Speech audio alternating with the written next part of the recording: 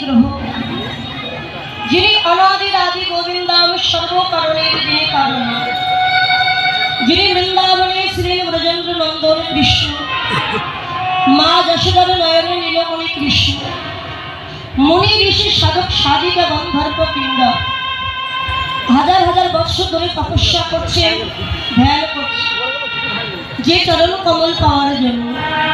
কিন্তু যে চরণ কমল লাভ করতে পারেন, আজ সেহেন বিধিছে বাঞ্ছিত ধন, এই কলির আরাধ্য দেবতা প্রকৃত পাবন আমার গৌরাঙ্গ সুন্দর। আজ আমাদের মতো অত্যাচারী পাপাচারী দেবীচারী দুরাচারী জীবের মলিন দশাকে দর্শন করে এই নদিয়া নবদ্বীপের মাঝে গৌর হয়ে আবির্ভূত হয়েছে। সত্যযুগে মোর নামক অসুরকে বধ করে ভগবানের নাম হয়েছিল মুরারি। ত্রেতা যুগে রাবণ বধ করে নাম হলো রাবণারী। তারপরে যদি কংস বধ করে নাম হলো কংসাহারী। আর কলিযুগে আমাদের মতো অজ্ঞান জীবকে উদ্ধারের জন্য নাম নিয়েছেন চৈতন্য গৌর হরি। এই কলিযুগে মহাপ্রভু কাউকে প্রাণে মারেননি বাবা। রাম আদি অবতারে ক্রোধে যুদ্ধ অস্ত্র ধরে অসুরেরও করিল সংহার। এবে অস্ত্র না ধরিব প্রাণে কারো না মারিব, হরিনাম দিয়ে চিত্ত শুদ্ধি করিব সবার। প্রতিজ্ঞা করেছিলেন তিনি উদ্ধার করবো কলিযুগকে, একমাত্র মধুমাতা হরিনাম দিয়ে আমি উদ্ধার করবো কলিযুগকে। তো গৌরাঙ্গ সুন্দর রাধা প্রেমের ঋণ পরিশোধ করবার জন্য এই নদিয়া নবদ্বীপের মাঝে এসেছিলেন, আর কলিযুগকে হরিনামে উদ্ধার করবার জন্য প্রতিজ্ঞা করেছিলেন রাধে। কই শোনো তুয়া প্রেমা, কই শোনো মধুরিমা, কই শোনো সুখী তুয় ভোর, একে অবাঞ্ছিত ধন ব্রজে হইল পুরন, ভাবিয়া মুই না পাইল ও। তাই তো ভাবিয়া দেখুন মোরে শ্রী রাধার স্বরূপ বিনে এ বাসনা পূর্ণ কভু নয়। তাই তো রাধা প্রেম গুরু করি, রাধা ভাব কাত্য অঙ্গে ধরি, নদিয়াতে গিয়ে হব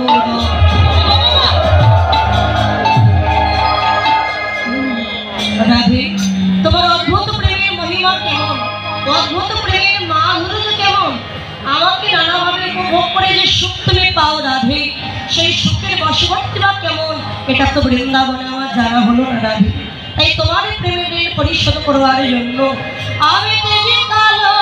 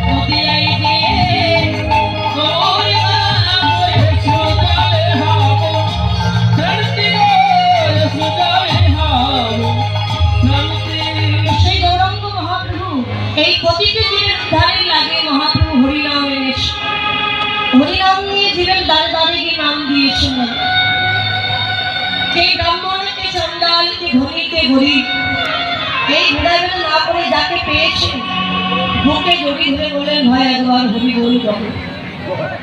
এই হরি নাম বিনা জীবে নাই কোনো সঙ্গ।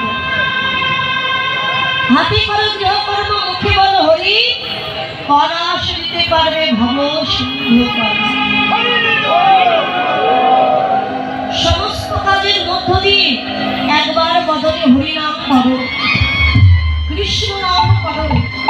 হরি নামে যে পেতাম জ্বালা দূরীভূত হইবে। বাবা, যারা হরি নাম কৃষ্ণ নাম করে, ভগবানকে যারা ভালোবাসে, ভগবান সেই ভক্তদের পরীক্ষা করতে বড় ভালোবাসে। পরীক্ষা করে কি দিয়ে?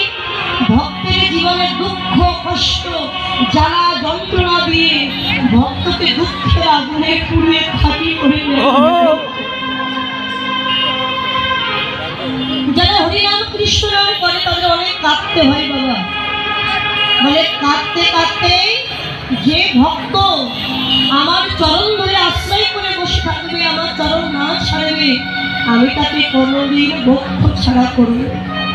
আমার চরণ ধরে থাকে আমি তাকে হৃদয় ছাড়া করি।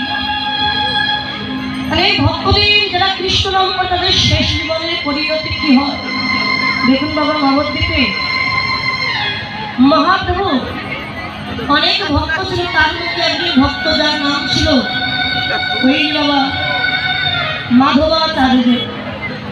এই মাধবাচার্যের মাধবাচার্যের ঘরে তার একটিমাত্র পুত্র সন্তান, তবে শিশু। এদিকে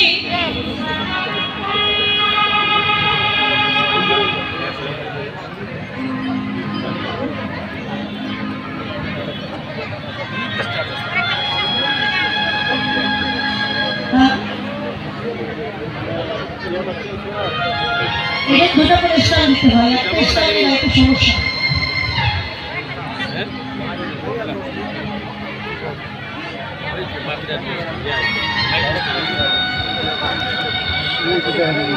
তো মহাপ্রভু পারিষদ ভক্ত যার নাম ছিল মাধবাচার্য, আর মহাপ্রভুর নিত্যদিনের কর্ম ছিল কি জানেন না?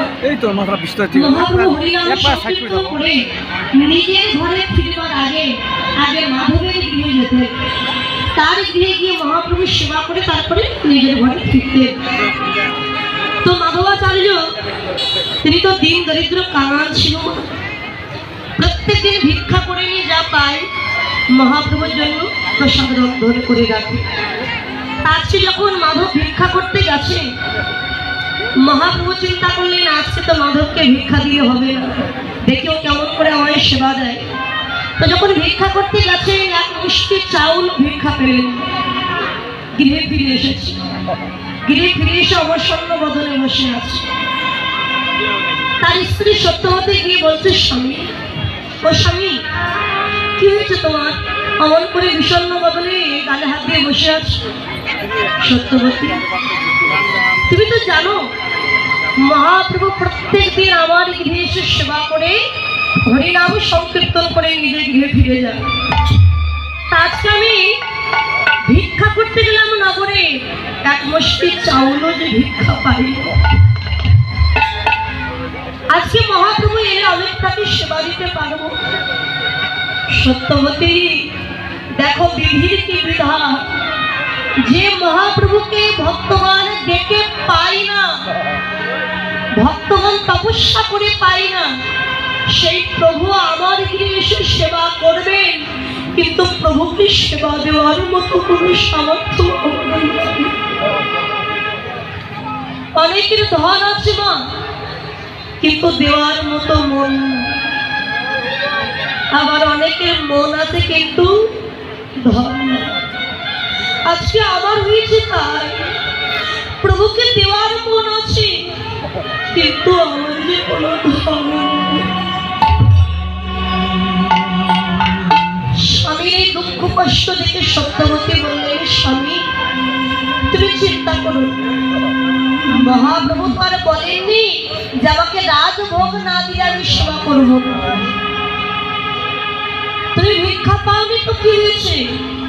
আমাদের ঘরের চালে একটা কচি লাউ হয়েছে, আর মহাপ্রভু তো খুব প্রিয় কচি লাউয়ের পায়েস। এই কচি লাউটা পেড়ে আমি মহাপ্রভুর জন্য রন্ধন করে রাখব। ঠিক আছে সত্যবতী, তুমি যখন বলছো লাউটা পেড়ে তুমি রন্ধন করো, আমি তাহলে গঙ্গাতে স্নান করে আসি। মাধব গেছেন গঙ্গা স্নান করতে, আর সত্যবতী মা ঘরের চাল থেকে লাউটা পেড়েছে, রন্ধনশালে প্রবেশ করে ধারালো অস্ত্র নিয়ে কাটবার জন্য বসেছে। এদিকে মহাপ্রভু যে হরিনাম করছিলেন ওই নবদ্বীপে, ওই হরি নামে ধ্বনি মহাপ্রভু সত্যবতী মায়ের কর্ণে প্রবেশ করিয়ে দিলেন। আর যেই না সত্যবতী মা নাম শ্রবণ করেছে, নামে প্রেমে বিভোর হয়ে সত্যবতীর বাহ্যিক জ্ঞান হারিয়ে ফেলেছে। তার বাহ্যিক জাগতিক কোনো জ্ঞান তার না, কেননা মহাপ্রভু চিন্তা করছেন আজকে সত্যবতী মা আর মাধবকে পরীক্ষা করবো, ওরা আমায় কতটুকু ভালোবাসে। যেই না নামে ধ্বনি প্রবেশ করেছে, সত্যবতী তো ওই লাউটা কাটবার জন্য বসেছে আর বদলে হরিনাম। এদিকে তার যে ছোট্ট ছেলে ঘুমিয়েছিল, মহাপ্রভু ওই ছোট্ট শিশুকে জাগিয়ে দিয়েছে। শিশুটা জেগে উঠে দেখে তার পাশে মা নাই, হামাগুড়ি দিয়ে মা মা বলতে বলতে মায়ের কাছে গেছে। দেখবেন মা, সন্তান যদি ঘুমিয়ে থাকে, ঘুম থেকে জেগে উঠে যদি দেখে মা পাশে নয়, খুব কান্নাকাটি করে। আর মা যদি সন্তানকে কোলে নিয়ে স্তনদুগ্ধ সেবা দেন, সন্তান কিন্তু মায়ের কোলে আবারও ঘুমিয়ে পড়ে। বাচ্চাটা হামাগুড়ি দিয়ে যে মায়ের কাছে গিয়ে মায়ের গায়ে হাঁপিয়েছে, মা কিন্তু হরিনামে বিভোর, তার জ্ঞান নাই। আর নামের প্রেমে বিভোর হয়ে কখন ছোট্ট শিশুটিকে কোলে নিয়ে স্তনদুগ্ধ সেবা দিচ্ছে, নিজেও জানে স্তনদুগ্ধ সেবা দিচ্ছে। আর এই শিশু স্তনদুগ্ধ সেবা করতে করতে মায়ের কোলে আবারও ঘুমিয়ে পড়েছে। যে মায়ের কোলে ঘুমিয়ে পড়ে ছেলেটির মাথা যেখানে, লাউ পাশ কানে পড়ে আছে। মায়ের তো জ্ঞান জ্ঞান শূন্য হয়ে গিয়ে লাউ ভেবে ছোট্ট ছেলেটির মাথাটা ধরেছে। যেই কাটবার জন্য ধরেছে, বাবা সে তো ঘুমিয়ে আছে, সে তো কান্নাকাটিও করছে। লাউ ভেবে সত্যবতী মা ধারালো অস্ত্র দিয়ে ওই শিশুটির মাথাটা ধরে যেই না ছেদন করে দিয়েছে,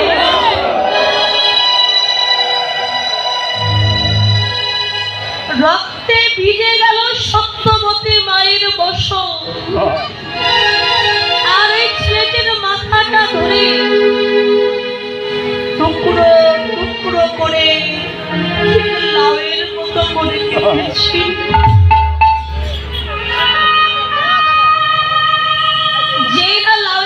করে কেটে পাশে রেখে দিয়েছে, এদিকে রক্তের ধারা যে ভেসে যাচ্ছে। মাধব তো গিয়েছিল গঙ্গা স্নান করতে, যেই রাত ফিরে এসেছে দেখছে কি এত রক্ত, কোথা থেকে এসেছে এত রক্ত। ধীরে ধীরে রন্ধনশালায় গিয়ে দেখে সত্যবতী নিজের শিশু সন্তানকে ছেদন করে টুকরো টুকরো করে লাউয়ের মতো করে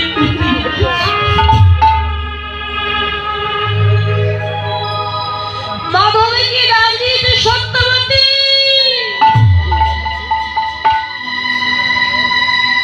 সত্যবতী।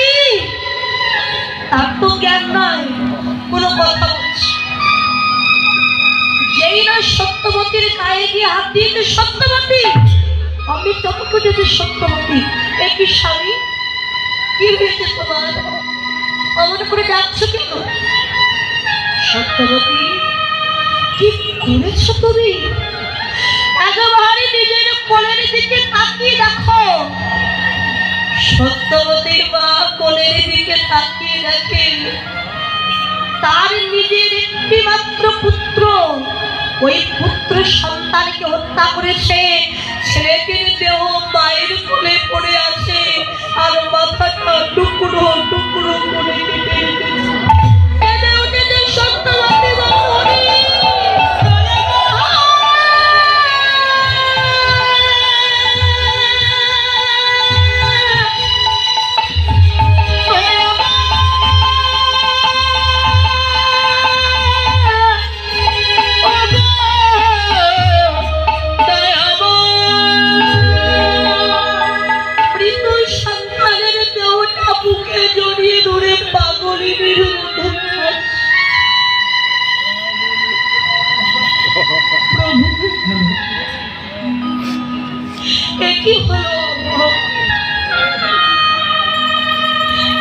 তোমার হরিনামকে ভালোবাসলাম বলে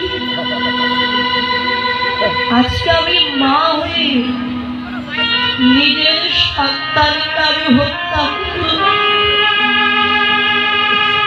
যদি জানতাম তোমার হরিনাম ভালোবাসলে এত দুঃখ কষ্ট পেতে হবে, জানলে কোনদিন তোমার নাম আমি ভালোবাসতাম।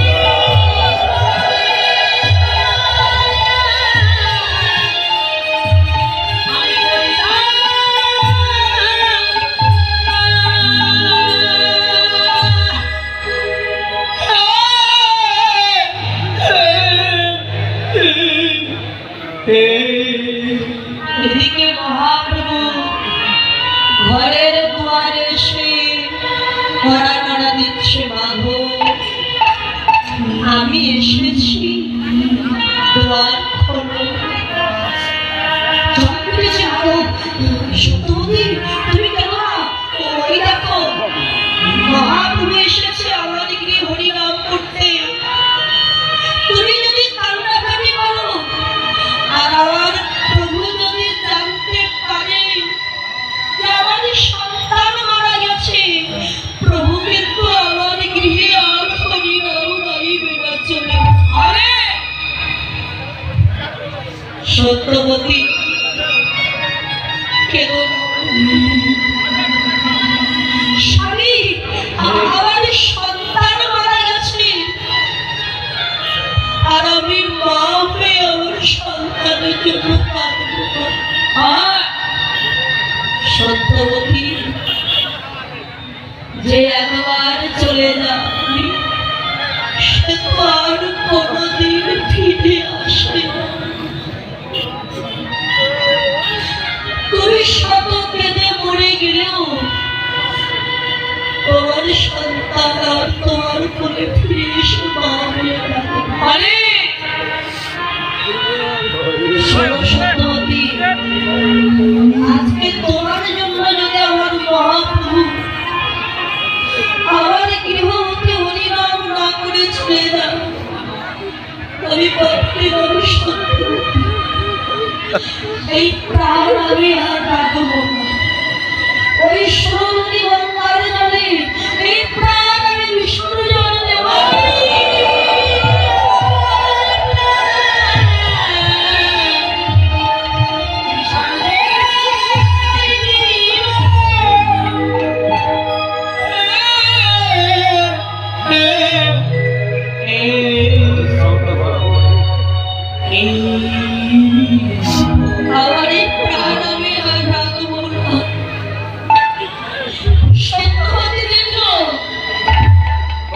একদিকে পুত্র, একদিকে স্বামী, কি করবো আমি? মৃত সন্তানের দেহটা বুকে জড়িয়ে ধরে